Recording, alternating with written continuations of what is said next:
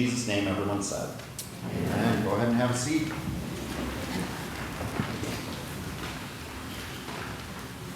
So last week, we looked at the story of the miraculous catch at the beginning of the gospel story as the way that Peter first met Jesus, where they had been fishing all night, hadn't caught anything.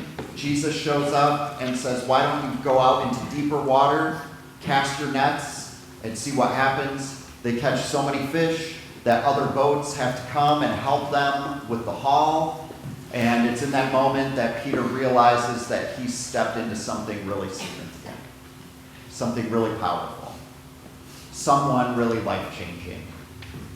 And his life was never the same. And so today I want to look at the story of the miraculous catch in the Gospel of John at the end of the story, because there's two miraculous catch stories. I don't know if you knew that. But there's one at the beginning in the Gospel of Luke, and then there's one at the end of the Gospel of John. So we are in John chapter 21. If you're new to the Bible, the Gospels go Matthew, Mark, Luke, and John. And we are in John chapter 21, and we're going to do verses 1 through verse 14. So friends, with that, I invite you to stand for the reading of Holy Scripture today. Friends, the grass withers and the flowers fade, but the word of the Lord stands forever. So afterward, Jesus appeared again to his disciples. So this is after Jesus rose from the dead. To his disciples by the Sea of Galilee. And it happened this way. Simon Peter, Thomas, also known as Didymus, Nathanael from Cana in Galilee, the sons of Zebedee, so that's James and John, and two other disciples were together. I'm going out to fish, Simon Peter told them. And they said, we'll go with you. So they went out and got to the boat, but that night they caught nothing. Early in the morning, Jesus stood on the shore, but the disciples did not realize it was Jesus. And he called out to them, friends, haven't you any fish? No, they answered. And he said, throw your net on the right side of the boat and you'll find some. And when they did, they were unable to haul in the net because of the large number of fish. And then the disciple whom Jesus loved said to Peter, it is the Lord. And as soon as Simon Peter heard him say, it is the Lord, he wrapped his outer garment around him, for he had taken it off, and jumped into the water. The other disciples followed in the boat, towing the net full of fish, for they were not far from the shore, about 100 yards. When they landed, they saw a fire of burning coals there, with fish on it, and some bread. And Jesus said, bring some of the fish you have just caught. So Simon Peter climbed back into the boat and dragged the net ashore. It was full of fish, 153. But even with so many, the net was not torn. And Jesus said to them, come and have breakfast. None of the disciples dared to ask him, who are you? They knew it was the Lord. Jesus came, took the bread, and gave it to them, and did the same with the fish. And this was now the third time Jesus appeared to his disciples after he was raised from the dead. Friends, this is the word of the Lord. Thanks be to God. Go ahead and have a seat. So numbers are really important in the Bible. So the fact that it was early in the morning and the time of day, really important, especially in the Gospel of John. So it was early in the morning, and then it was the third time that Jesus had appeared, right? Jesus died, was buried for 3 days, and was raised. So it's like whatever is happening in this story is something you do not want to miss. It's early in the morning, just like when Jesus rose from the dead. Do not miss what's happening in the story. But before we get to the story, I want to share something interesting with you. If you ever make your way to Albuquerque, New Mexico, which I know many of you have on your destination list and your bucket list, you could come to a place called the Center for Action and Contemplation. The Center for Action and Contemplation. It is a Franciscan retreat center where they host the Living School. So it's inspired by the life of St. Francis, right? With the prayer of St. Francis, Lord, make me an instrument of your peace. It was started by this guy. Can I get the next slide? His name's Richard Rohr. Doesn't he look nice? I mean, look at him with this. He's a Franciscan friar, so he's filled with kindness and he's wonderful. He has a dog, always wants his dog in the picture. I always love that. So Richard Rohr started the Center for Action and Contemplation in 1987. And for a number of years, they've been hosting this program called the Living School. Anyone can go down for the Living School if you want to live there for an extended amount of time. And I love that they call it the Living School. This isn't just a system of belief. It's not just a creed. It's also a way of life. How do we really live with this one shot that we have with our lives? What are we going to do with our lives? How do we become more compassionate, more loving, more caring, and spend the gifts that we have, the resources that we have, our unique personalities, and how do we use this to bring more compassion and peace in the world? So Richard Rohr starts this. If you go to the Living School and you go to the Center for Action and Contemplation, you will begin out in the courtyard sitting in a semicircle around this tree. And you'll wonder why you are there. It's a Rio Grande cottonwood tree. And it is pretty gnarly. It's really interesting. And it's kind of been at the center of this place. They actually built the retreat center kind of around this tree. It's been there for 150 years. And when you look at other cottonwood trees, newsflash, not an expert on cottonwood trees, but I did some Googling. If you look at some other cottonwood trees, they don't generally look exactly like this. And it kind of drew their attention in such a way that they brought in an arborist to take a look at the tree and said, is there anything like unique to this tree? And the arborist said, I think this tree has a mutation. It has this mutation, which is an imperfection that it's grown up with. And it's created kind of this gnarly, sprawling tree. And Richard Rohr said, so it's precisely the imperfection that has made this tree unique. And because of that, they begin their retreats encouraging everyone to sit and just observe the tree with its imperfections that make it unique, with its beauty. And he says we begin with a silent sermon of the tree. Some of you right now are like, I could go for a silent sermon. That sounds great. That's great. The sermons are filled with words from Pastor John. They begin with a silent sermon. And when they embrace the fact that they all have imperfection, they all have idiosyncrasies, they all have these stories that go on in their minds of their lives that they've led, the disappointments that they've experienced, the ways that they've succeeded, the ways that they've failed, the things that they're thankful for, the things that they regret and wish that they could do differently. And Richard Rohr says, everything belongs.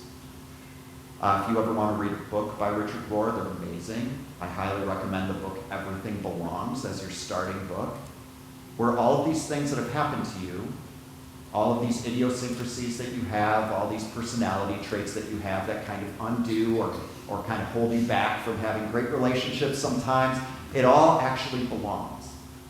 And when you identify it and work through it, and you work through all the things that have happened in your life, and you integrate it in a healthy way, and you see how God has been drawing all of these things together for you, then you can truly live. That's the gift of imperfection. That's the gift of everything belongs. And once they experience the silent sermon, then they begin. It's a really powerful thing. Maybe someday I'll be able to go in person. It's been on the bucket list. But Albuquerque, New Mexico is a tough one. Anyways, okay. So with that, let's go into the passage and just put a pin in that idea of it's the imperfections, the idiosyncrasies, that when you work through, that's when you can truly live. So afterward, Jesus appeared again to his disciples by the Sea of Galilee. And it happened this way. Simon Peter, Thomas, also known as Didymus, so that's his Greek name, Nathanael from Cana in Galilee, the sons of Zebedee, so that's James and John, and two other disciples who they didn't get named in this story. It's too bad. We don't know who those two were, and that's sad for them. They were all together. One question at the beginning of the story is, why did they all go back home? Why did they all go back to Galilee? It's kind of this mystery that's set in the background of the story. Why'd they go home? Jesus rose from the dead. Why are they going back home? Why does Peter want to go back to fishing? It's kind of this mystery, and there's all kinds of takes because the Gospel of John is amazing. There's always like 20 interpretations of what's happening. And one interpretation is they went back home because Jesus had risen from the dead, and they knew that. But it hadn't really sunk in as to what that really means for them. Jesus is risen from the dead, but what does that mean? How does that impact our lives? How does that change our lives? If anything, the disciples are experiencing the resurrection in the way that many of us do. Okay, yep, went to the service. It was kind of nice. I liked it. Liked the music. There were a lot of flowers. I have allergies. That was challenging, right? He rose from the dead. So what? What does that mean? And so Peter, Andrew, James, and John, all these disciples, they go back home. Some people think it's because they're just kind of moving on with their lives. Like, that was an amazing experience, but eventually I have to go home. I went to Woodstock, woo! But eventually I have to go home, right? And go back to my lives, or buy a van, or whatever we're going to do. After you go to the event, you have to go home. And so they go home, and Peter is trying to move forward with his life. And so he goes back to what's familiar, which is what we often do. Go back home. We go back to what's familiar, what's comfortable. And he's like, I'm going out to fish. So here we go. I'm going out to fish. Verse 3, Simon Peter told them. And they said, well, we'll go with you. We don't really know what to do now either. We don't really know what to do now either. We'll go with you. So they went out and got to the boat that night, and they caught nothing. They're like, well, some things never change. Some things never change. They catch nothing. Early in the morning, all the lights on the dashboard flashing. Like early in the morning when Jesus rose from the dead. Early in the morning when God created the world new back in Genesis 1. Something is being created new in the disciples right now. Jesus stood on the shore, but the disciples did not realize it was Jesus. Again, let's drop down some levels. Why? They know he rose from the dead. Why don't they realize it? Is it because he's far off and they didn't bring their glasses out there? Is it because it's early in the morning, so maybe it's dark and they just can't happen to see them? Don't look too far into it. Or is it because they just don't realize what it all means yet? And they aren't quite ready to see him for who he is yet. It's all sinking in. This is a very human experience. It takes time. We have early adopters. We have people that want to see how it's going to go before I join in. I'm going to kind of wait. I want to hear back. How was it? I might come next time, you know. So early in the morning, Jesus stood on the shore, but the disciples did not realize it was Jesus, and he called out to them. So now they're going to hear his voice. Surely this would do it. Friends, haven't you caught any fish? No. So they still don't recognize it. They see. They hear. Nothing. They still don't have it. So he said, throw your net on the right side of the boat and you will find some. And I wonder if in this moment they're like, wait a second, I feel like we've done this before. I feel like something similar has happened before, like this. And just like they did the first time, way back at the beginning of the Gospel of Luke, they just say, okay, we'll give it a shot. So they throw their net on the right side of the boat. And it's just like last time, they were unable to haul the net in because of the large number of fish. And that's when it clicks. Not when they just saw, not when they just heard, but when they experienced something that could not be explained in any other way.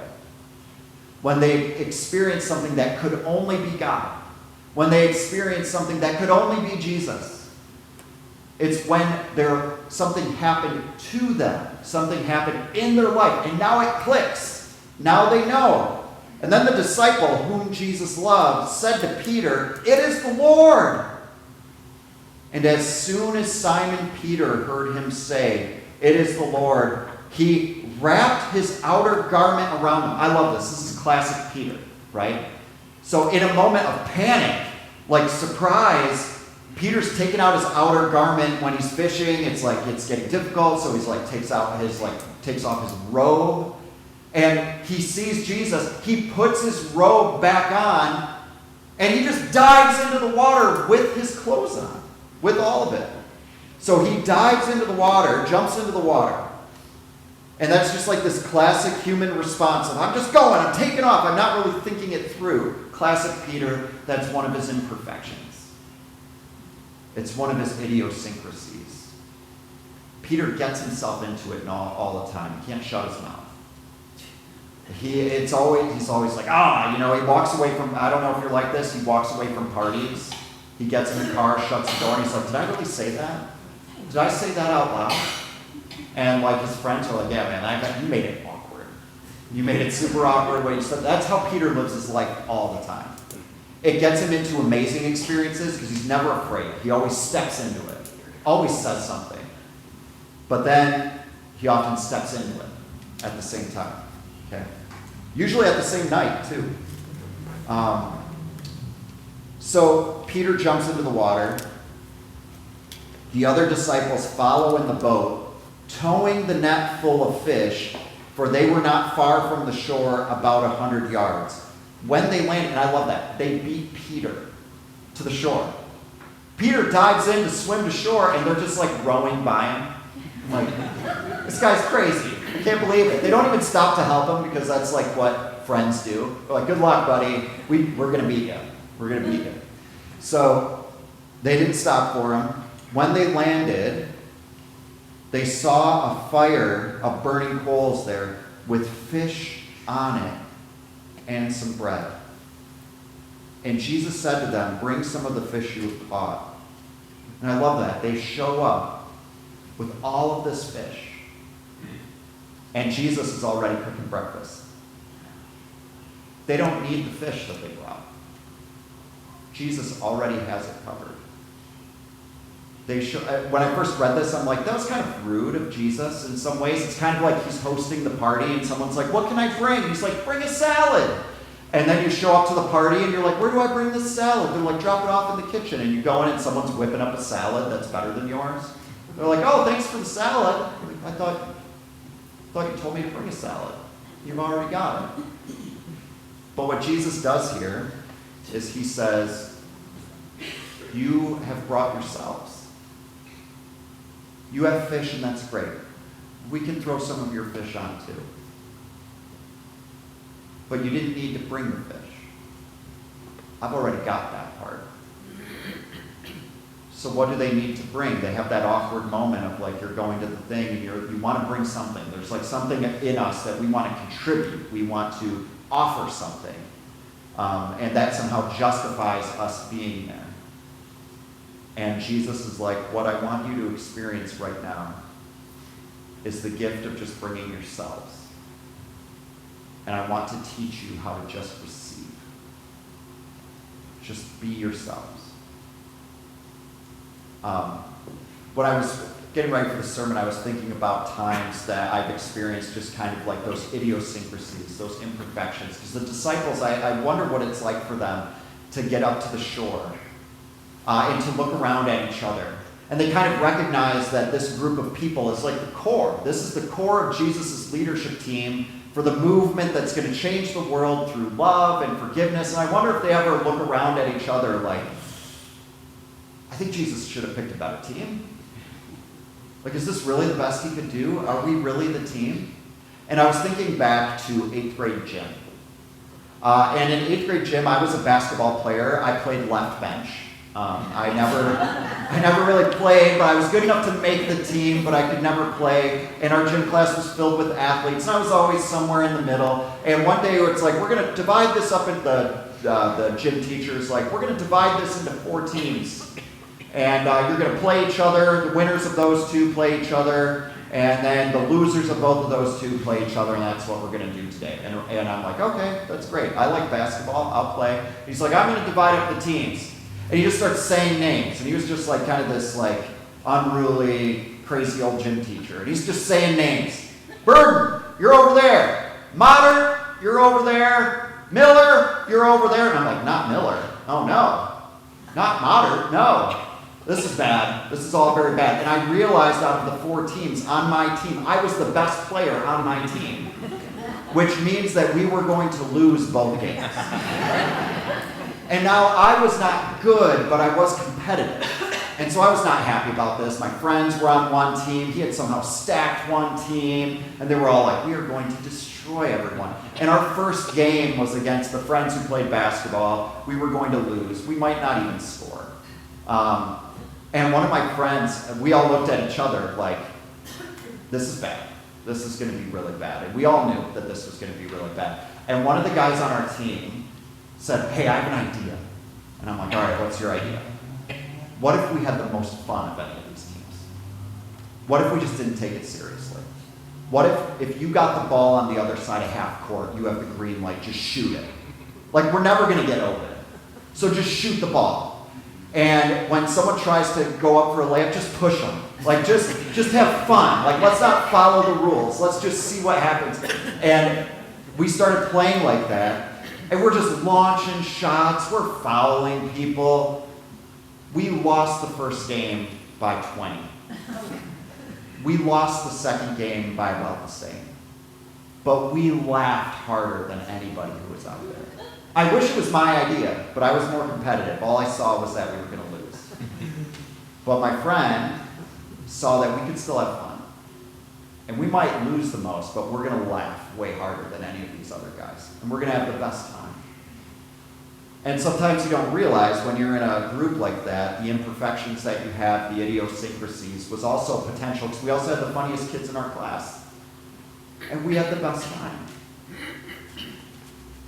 And what the disciples didn't realize yet in this moment, but I think they're starting to, is that all those idiosyncrasies, all those imperfections, all those things that make them fall apart, that as they process them, as they go to the living school of Jesus, those will be the very things that give them unique contributions to the world. No one else has your story. No one else has experienced what you've experienced. No one else has your exact personality. And when you work through those things in a healthy way, when you process it, when you realize that everything belongs, it's actually all part of what you bring to the table right here and right now, then you can truly live. But friends, before we do that, we have to learn how to receive.